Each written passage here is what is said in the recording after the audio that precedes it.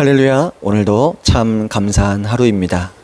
제가 있는 이곳과 여러분 계신 그곳에 성령님 함께 계심을 믿고 감사를 드립니다. 오늘 성령님과 함께 시리즈 이런 제목으로 좀 은혜를 나누면 좋겠습니다. 마귀의 전략 고립, 마귀의 전략 고립, 이런 제목으로 은혜를 나누도록 하겠습니다. 저 같은 경우는 상담을 참 많이 합니다. 규칙적으로 다달이 상담을 하셨던 분들도 계세요. 지금도 그런 분들이 정기적으로 상담하고 교제하고자 이렇게 찾아오시는 분들이 계십니다.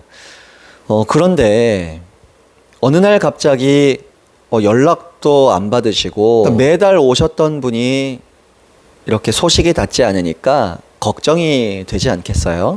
근데 한 6개월, 어떤 분은 1년 소식이 없다가 갑자기 짠 하고 나타납니다. 목사님, 이제 다 해결했습니다.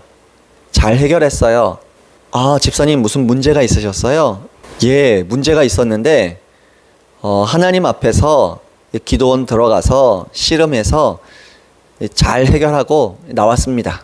그런 말씀을 들을 때 제일 크게 드는 감정은 안타까움입니다. 안쓰러움입니다. 왜냐하면 우리 그리스도인들은요, 모이기를 힘써야 합니다. 특히 같은 교회 이름으로 불러주셨다면 그 교회 이름 아래에 열심히 모이기를 힘쓰는 것이 하나님의 뜻이거든요. 그래서 히브리서 10장 25절에 이런 말씀이 있어요. 모이기를 패하는 어떤 사람들의 습관과 같이 하지 말고 오직 권하여 그날이 가까움을 볼수록 더욱 그리하자. 초대교회 성도님들만 보셔도 핍박이 있고 우리보다 문제가 더 많았지만 모이기를 힘썼죠. 그리고 모이기를 힘쓸 때마다 성령님께서 충만하심을 나타내 주시고 모인 곳이 진동을 하기도 하고, 베드로가 설교할 때는 하루에 3,000명, 5,000명 구원받는 역사도 일어나는 것이죠. 이런 것들이 모이기를 힘쓰는 것이 기본으로 전제가 되어질 때에 하나님 보여주실 수 있는 은혜입니다. 그런데 이런 부분을 좀 미성숙하게 반응하시는 분들이 혼자 고립을 자초하세요. 그렇게 고립을 자초하다 보니 정서적으로 메말라가고 고독해져요. 외롭고 스스로 우울한 분위기를 만들죠. 영적 침체가 또 와요. 스스로 영적 메마름의 상황을 계속 자초하다 보니 상황이 안 좋아지죠. 악화됩니다. 그러면 더욱 산으로 들어가요. 기도원으로 숨어요. 섬기는 교회에서도 그분이 어디 있는지 몰라요. 마음에 울타리를 만들고 내면에 성벽을 쌓고 연락이 닿지 않는 곳에 숨어버리고 사람들을 피해버립니다. 그러나 그러면 안 돼요. 하나님 자녀들, 내 위에 영적 권위자들, 믿음의 형제 자매님들을 어려울수록 더 적극적으로 만나서 함께 기도하고 서로 돌아보는 것이 하나님 빨리 역사하실 수 있는 비결입니다. 그걸 위해서 성도의 모임인 교회를 주신 것 아니겠어요? 예전에 재미있는 노래가 있더라고요. 장기하와 얼굴들이라는 팀이 있습니다. 우리 지금 만나, 당장 만나.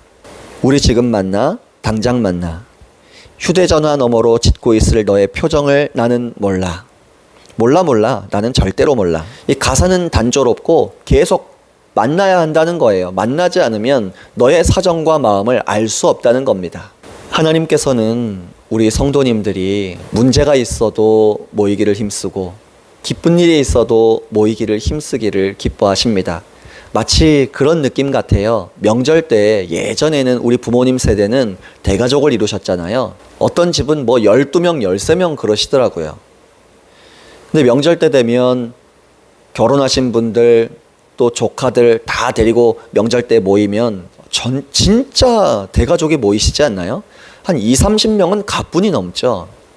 근데 부모님 입장에서는, 할아버지 할머니 입장에서는요, 가족들이 다 같이 한 자리에 모여서 맛있게 밥만 먹고 있어도 배가 불러요. 기쁨이 넘치는 거죠. 우리 하늘 아버지께서도 생명 내어주신 대가로 구원한 하나님 자녀들이 이 교회로 이렇게 모여 있을 때 잘하지 않아도 괜찮고요. 그냥 슬프면 슬픈 대로, 기쁘면 기쁜 대로 모여 있는 것 자체를 바라보시고 기뻐하시는 그 감동들을 참 이 목사로서 많이 받아요. 세상 사람들도 관계, 만남이 어려울수록 얼마나 중요한지 잘 알고 노래를 해요. 그런데 그리스도인들 중에 드물긴 하지만 가끔 왜 스스로 더 고립하고 왜 고독사를 자초할까요? 성도님들 안에 성도님 한 분 한 분마다 성령님 계시잖아요. 그러니까 성도님들이 모이면 성령님께서 우리 각 사람 안에 계시니까 성령님께서 우리들 모두를 은혜 주시기 참 편하시다는 것이죠. 물론 예외적으로요, 가끔 하나님께서 홀로 하나님 앞에 머물도록 인도하실 때도 있으십니다. 그럴 때 일주일이든 2주일이든 혹은 한 달이라도 선을 지키면서 홀로 하나님 앞에 머물러 있는 건 좋다고 생각해요. 그러니까 선을 지킨다는 건 예를 들어 성도님이시건 목사님이시건 자기 가족에게는 알려야죠. 내가 어디에서 뭘 할 거고 어떤 은혜가 필요해서 좀 기도하러 기도원에 왔다. 혹은 목사님께 말씀드려서 봉사는 좀 당분간 쉬고 싶지만 예배는 열심히 드리겠습니다 하고 좀 봉사만 이렇게 내려놓고 예배에 집중하는 것도 필요하죠.